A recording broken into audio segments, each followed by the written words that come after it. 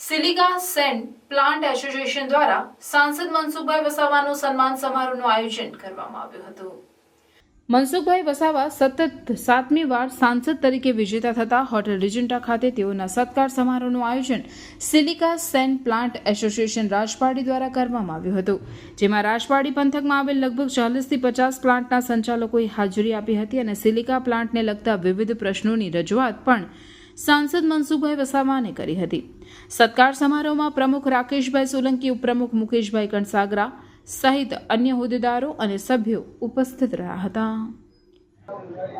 આ બધા જ લોકો રાજ્યના રાષ્ટ્રના વિકાસમાં પોતપોતાનું યોગદાન એમનું હોય એવા લોકો તરફથી આજે સન્માન થયું। હું એમનો આભાર માનું છું। એમના નાના મોટા પ્રશ્નો હશે એ પ્રશ્નો પણ એ યોગ્ય જગ્યાએ અમે રજૂઆત કરતા આવ્યા છે અને કરીશું પણ છે।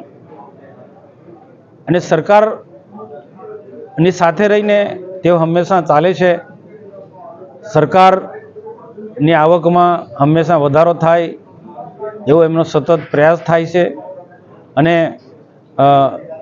આ એક પરિવારની ભાવનાથી તેઓ પોતપોતાના વ્યવસાયમાં આગળ વધે એ રીતના મેં પણ એમને શુભેચ્છા પાઠવી છે।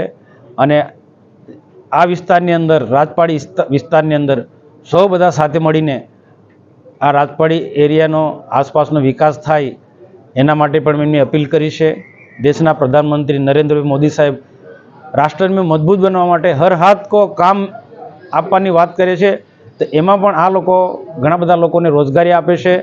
સ્થાનિક લોકો, અન્ય લોકોને પ્રત્યક્ષ તો પૂરક રીતના ઘણા બધા લોકોને સિલિકાના ઉદ્યોગકારો કોઈને કોઈ રીતના રોજગારી આપે છે।